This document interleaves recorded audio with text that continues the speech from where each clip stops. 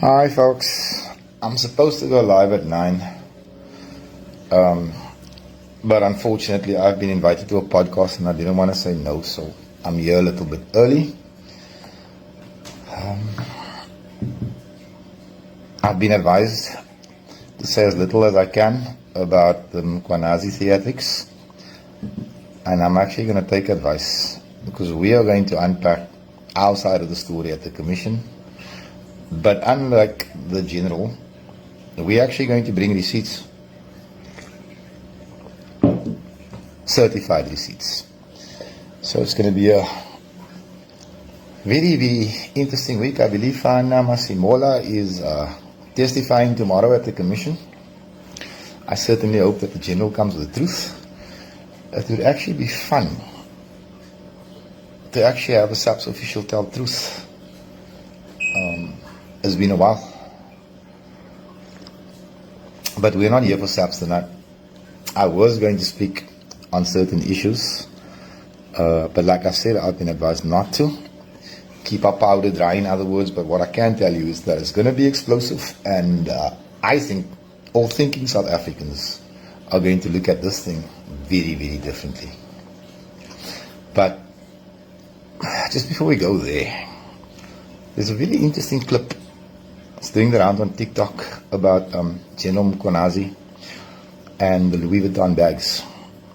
And the general says that he was handed the bags as a gift. Now, I want to listen. All those Mkwanazi acolytes, listen before you attack me. Because it's becoming very clear that the Mkwanazi issue, and nobody wants to say it, so they may be the doers. It's a racialized issue, is it not?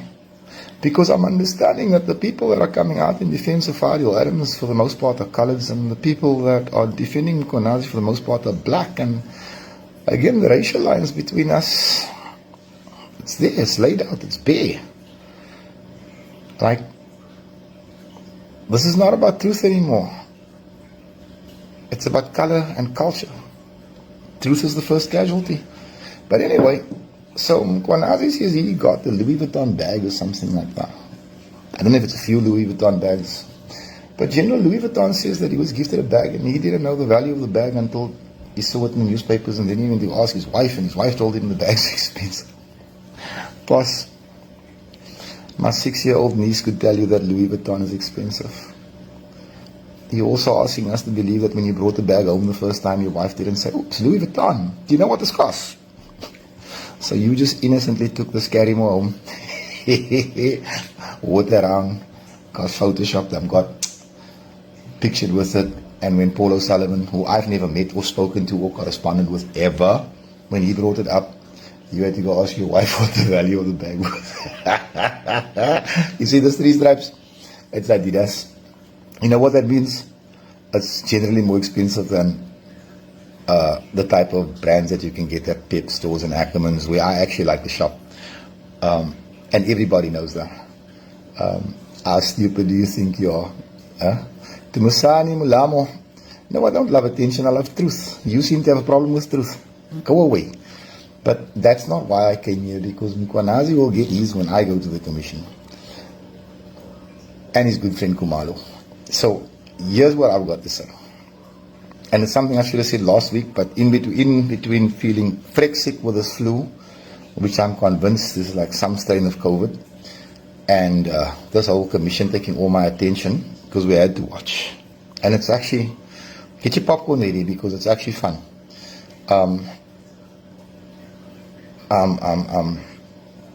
I didn't respond on probably the most stupid thing this country has seen in 30 years of democracy. And that was our dear President, Mr. Cyril Ramaphosa, who does not score political own goal. He actually cuts his political wrists when he goes out and says that the Democratic Alliance runs the best municipalities in the country. You know, Mr. President, you should just shut up about issues you don't know about, because clearly you don't know. You're out of touch, man. You're so far out of touch, because you don't live in Cape Town. You live in Camps Bay. And Cape Town is a city, it's a tale of two cities. You know, you get Cape Town for the rich, like you, and then you get Cape Town for the rest of us. Now, if you live in Camps Bay, you don't live in the best run city in the country. You live in the best run city in the world. If you live where I live, it's third world. You might as well be in Mexico or Colombia. And if you're comparing the Cape Flats to anything else, it's actually worse run than El Dorado Park, Westbury or Innerdale. So, Mr. President, next time you make statements about good, clean governance, understand that the Democratic Alliance that you seem so in love with nowadays governs for the rich, the white, and the wealthy. Can you let that sink in? Because where we live, I might as well be living under ZANU PF. It's more or less the same thing. I do understand, though, that politically and economically, your statement made sense for you. For the rest of us, it's a barefaced lie. I don't know how the ANC deals with a CEO who's endorsing the product of a competitor. But then he's not even doing it factually. Because I'm not pro-ANC. As a matter of fact, I hate the thing. What I can tell you is that I've been to Bloemfontein. I've seen the RDP houses being built there by a corrupt ANC government. It's better than anything the supposedly clean DA builds in Cape Town. I've seen the plot sizes. It's better. You're a criminal yourself, Chief. Maybe I am Tony Manaza. But you know what? This is a constitutional democracy. You need to come with proof. The burden of proof is on the accuser. Now, I'm not going to accuse your leaders of anything. I'm going to state the facts. You see, if I'm a criminal, what does it make the 7 generals in Kwanazi's batting for? Because they're the ones in court. They are the ones charged with the NPA, by the NPA. They're the ones that were arrested. Wait, no, they're not. They're not criminals, they're victims. No? You see what I mean about the racialization of this issue? Some people are going to bat for alleged criminals because they're black. Some people are going to defend Fario Adams without knowing all the facts because he's colored. It's actually sick on both sides. It's a footsack. Vertel je mamma sê so. Sê vir jou maat dat die breinman gesien sy.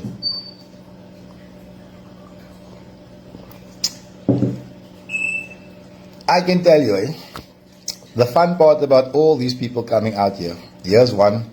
What's his name? Skulile Majola. You're going to get arrested, bro. I bet you $50 I don't get arrested. And I'll tell you why I don't get arrested. The Patricia de Lille get arrested for opening up the arms deal. She didn't. But you see, because what you have here is a populist police general, a man who kills criminals.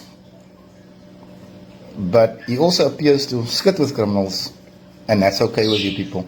You complain about crime, but you're okay with criminality also in the same place. Go away, man, you stupid. See, you just sidetracked me.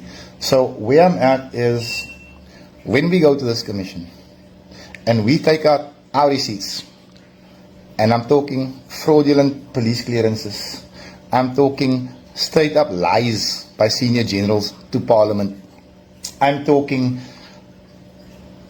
the purchase of hotels that firstly they were never mandated to do, they didn't have the right to do, but then they also went and inflated the prices. And you people are telling me that I'm going to get arrested. Are you just? Like I have to ask. Is it okay for people, Majola, wherever you live, is it okay for these people to steal from your poor family? Because you have poor family, like I have poor family, like all of us have poor. Is it okay? Do you sleep okay? Are you a fool?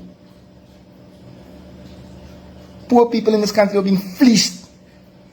There's fucking police stations in KZN that have vehicles with no petrol. Police stations in KZN that can't feed their prisoners tonight. Because a certain general has overspent the fucking budget of KZN. Go ask him about it. It's coming out at the commission. There's no place to hide here. And you people get defensive about this. No, footsack. You're going to tell me that you fall for this joke because a man stood up in khaki and called names in a press conference and promised evidence and promised receipts and then got to the fucking commission and couldn't produce one receipt for any of his allegations. But he's the hero. Are you people drunk? Yo, apartheid did a proper fuck job on all of us, I'll tell you that. Tell it to you for free.